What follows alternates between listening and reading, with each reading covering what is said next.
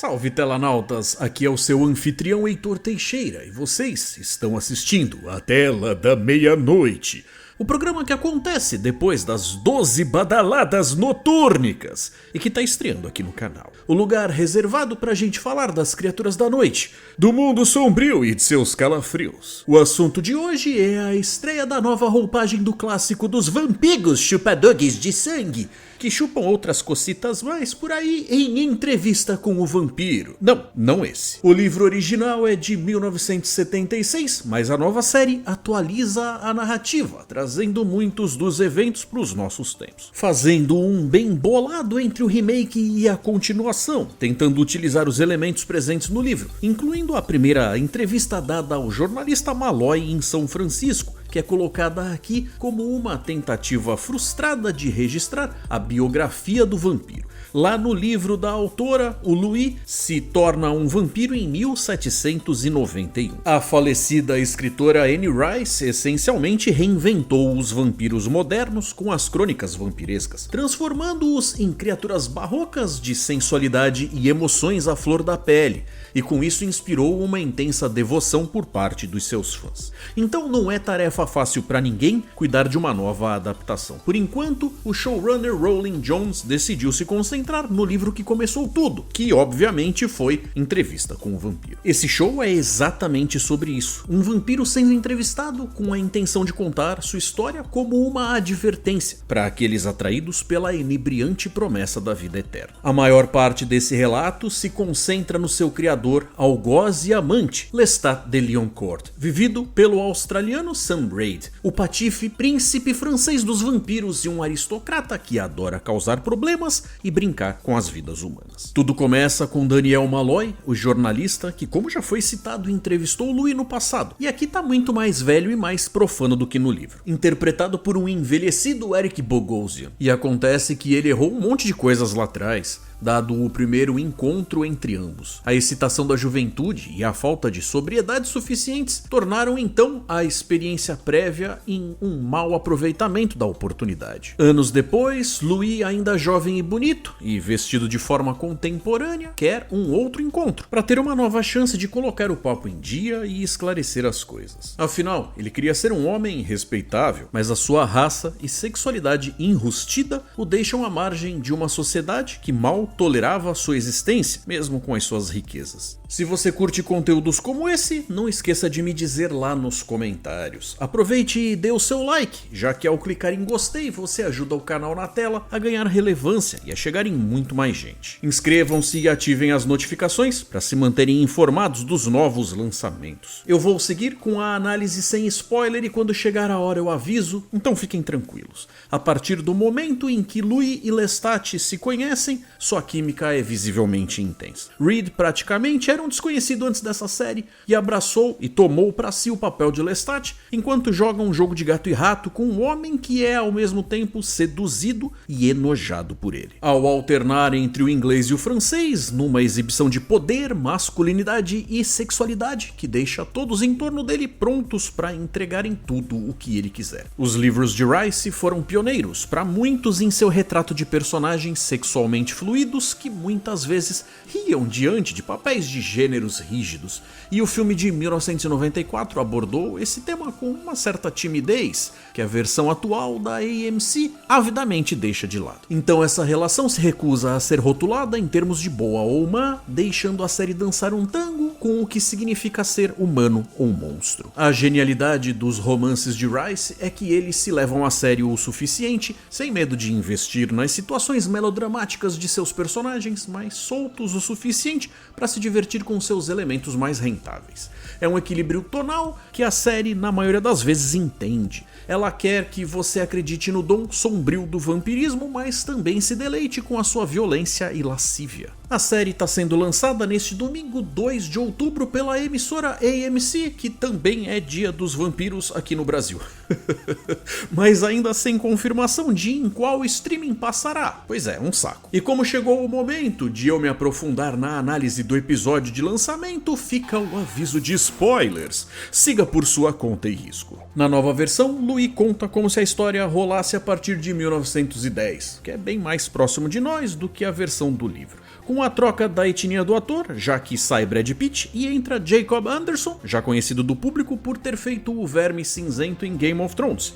A narração passa a incluir o ponto de vista de um homem negro em meio a um mundo em pleno conflito racial. Seu ramo de atividade também sofre uma alteração considerável, mas justifica a sua posição financeira, de forma compatível com a nova proposta. O mesmo ocorre com o fator fé, que se faz presente de uma forma, digamos, familiar. O fato de se tratar de uma produção moderna, termo que por si só já nasce datado, contando com um tempo maior para a adaptação do que o tempo de um longa-metragem, um orçamento adequado e efeitos especiais que não estavam disponíveis durante a produção de 1994, quem lucra grandemente são os poderes vampíricos, que ganham todo um novo colorido. Existe no ato de contar a história, por parte de Louis ao seu entrevistador, um ritmo diferente, de apreciação e fascínio pelos detalhes, que é um tremendo contraste do imediatismo dos tempos atuais, aonde se quer resultados para ontem. Os modos de um homem de antigamente transparecem em cada frase,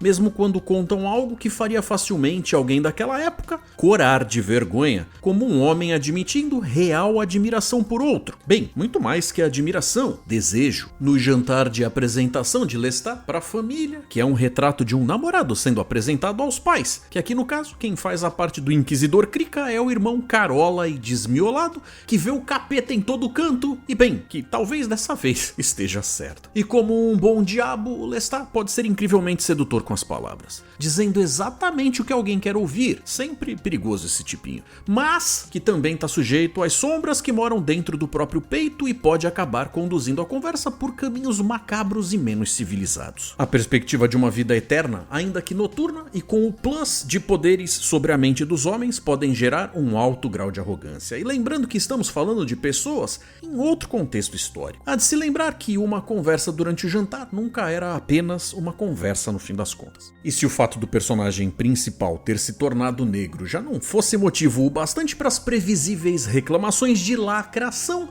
certamente o aspecto da sexualidade terá esse efeito, com certeza. No entanto, vale lembrar que esse ângulo já estava lá desde o começo na obra original da Anne Rice. Um flerte entre a atração e o desejo que tem uma forma fluida o tempo todo e vai muito além do corpo, principalmente após a transformação. Todas as circunstâncias que giram em torno do personagem principal, seu ramo de atividade com a prostituição e a exploração dos vícios das pessoas e a sua entrega aos desejos da carne envolvendo outro homem contribuem para que ele se distancie cada vez mais do desejo de viver aquela vida. Lembrando que as crônicas vampirescas são fonte de inspiração declarada para um dos jogos de RPG mais famosos e jogados do mundo, criado por Mark Hanhagen e que compõe o cenário conhecido como World of Darkness, que chegou até a ter uma série mequetrefe chamada Kindred: The Embraced. Mundo esse que se utiliza largamente de toda essa sedução explícita em um panorama de terror psicológico, ou seja, parte da graça está em misturar o mundano com o sobrenatural, a beleza da arte e da poesia com o soturno, o lúgubre e o distorcido. Todos nós temos ambos os lados dentro de nós, e talvez um dos segredos do sucesso de Entrevista com um Vampiro seja a sua habilidade em atiçar isso em cada um de um jeito difícil de resistir. Bom, sempre vai ter alguém virando a cara e reclamando, mas acredite, esse é o tipo de pessoa que irá buscar exatamente os mesmos elementos, só que em algum lugar que fale uma língua a qual seja capaz de entender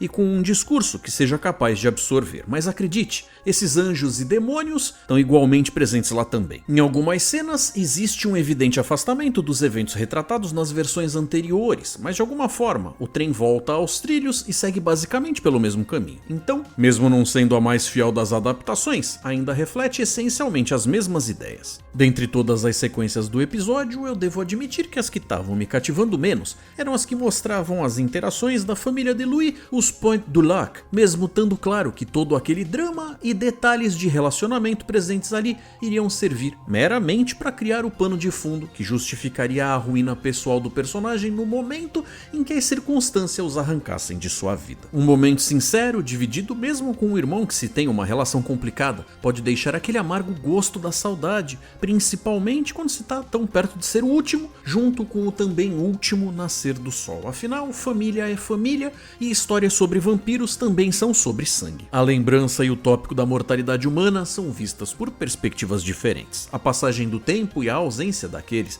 a quem se ama e a quem estamos acostumados, e mesmo a noção da nossa própria finitude afeta cada um de uma forma diferente. Mas o que para o entrevistador é um prospecto mais provável, a morte, para o entrevistado é uma questão que se tornou trivial e entediante com a sucessão das décadas. Sim, coisas de um imortal. Aos olhos da mãe e segundo as suas próprias crenças religiosas, o que Louis influenciou o irmão a fazer, ou seja, o suicídio, é um impedimento de entrada no céu e, portanto, uma condenação ao inferno. No entanto, Lestat vai se fazer presente, ainda que de forma inconveniente, no pior dos momentos. E se não bastasse o sofrimento da morte do irmão e da expressão de culpa da mãe, a senhorita Lily, a sua cortesã favorita, está morta há 2 semanas. A notícia chega com um baque, e é muito para um coraçãozinho só. Pobre Louis. Ela foi vítima da febre. Bem, ao menos essa é a história corrente, mas nós sabemos quem é o verdadeiro responsável. Então, mesmo sem nunca ter sido um homem devoto aos costumes da igreja, é para lá que ele vai quando a água bate na bunda, na urgência de se confessar, buscando a ajuda de Deus. Ele deixa sair tudo num discurso sincero de quem tá querendo lavar a alma. O som da confusão do outro lado do confessionário já dá a indicação de quem tá ouvindo aquilo não é mais o padre.